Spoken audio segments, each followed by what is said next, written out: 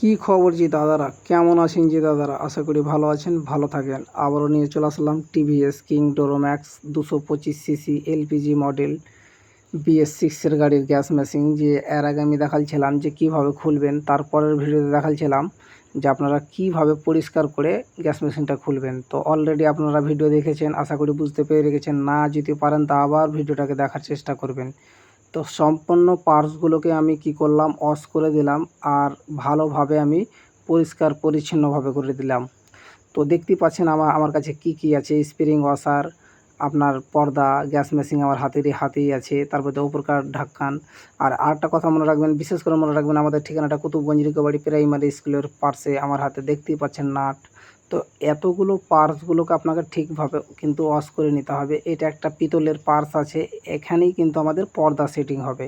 তো যতটুকু পারবো এই ভিডিওর মাধ্যমে আপনাদেরকে দেখাবো। আর অবশ্যই ভিডিওটা শুরু থেকে শেষ অবধি দেখার চেষ্টা করবেন। আর দেখতেই পাচ্ছেন যে কতটা ময়লা মাটি ছিল। তো প্রত্যেকটা ময়লা মাটিগুলো আমি ঝরিয়ে দিয়েছি। গাড়ির অবস্থা তো দেখতেই পাচ্ছেন যে কতটা নোংরা। গাড়ি ধুয়েও কিন্তু আনার চেষ্টা অবশ্যই করে না। তো গাড়ির দৃশ্যটা তো দেখতেই পেলেন, কিংবা পর্দা কীভাবে সেটিং করবেন আমার হাতে দিয়ে কিন্তু মনোযোগ দিয়ে শুরু থেকে শেষ অবধি অবশ্যই দেখার চেষ্টা করবেন।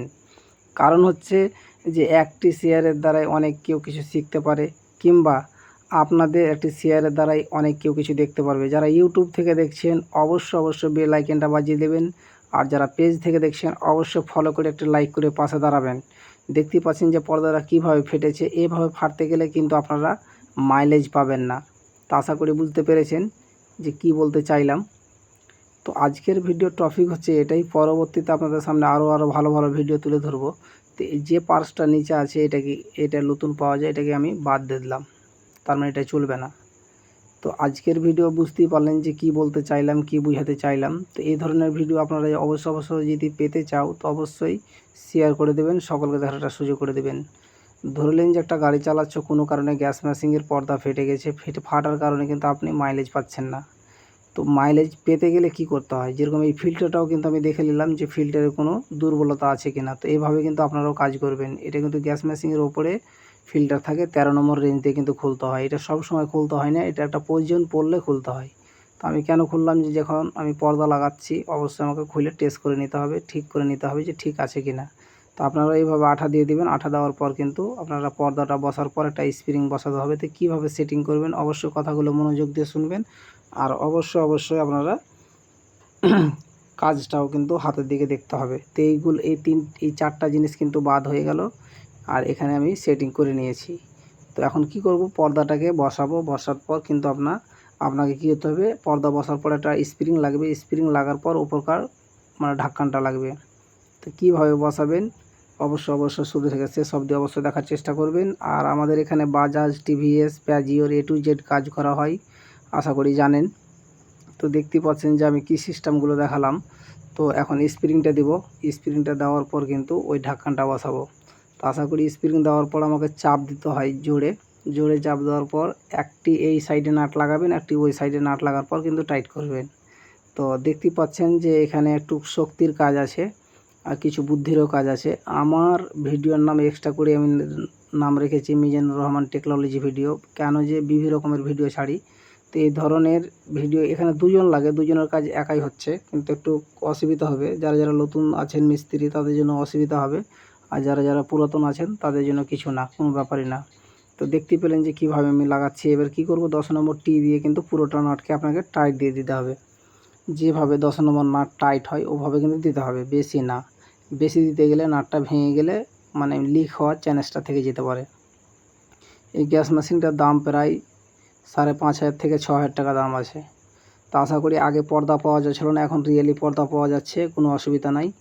এভাবে কিন্তু ঠিক করা যায়, রিপেয়ারিং করা যায়। এবার মাইলেজও গাড়িতে ঠিকঠাক পাবে, গাড়িও ঠিক চলবে। এর আগে মাইলেজ পাচ্ছিল না, গ্যাস লিকেজ হচ্ছিলো। তো অবশ্যই ভিডিওটাকে বেশি করে শেয়ার করে দেবেন। সকল গাড়িওয়ালা দাদাদেরকে দেখাবার সুবিধা করে দেবেন। একটি শেয়ারের জন্য অনেক কেউ কিছু শিখতে পারবে কিংবা দেখতে পাবে। তো ভিডিওটা করার উদ্দেশ্য হলো এটাই যে আপনারা কিছু দেখেন, শিখেন। তো আমার গ্যাস মেশিন এখানে রেডি হয়ে গেল, অলরেডি আমি গাড়িতে লাগাবো। তো যতটুকু পারবো অতটুকু এই ভিডিওর মাধ্যমে তুলে ধরবো, না তো পরবর্তীতে আবারও একটা ভিডিও আপনাদের সামনে তুলে ধরবো।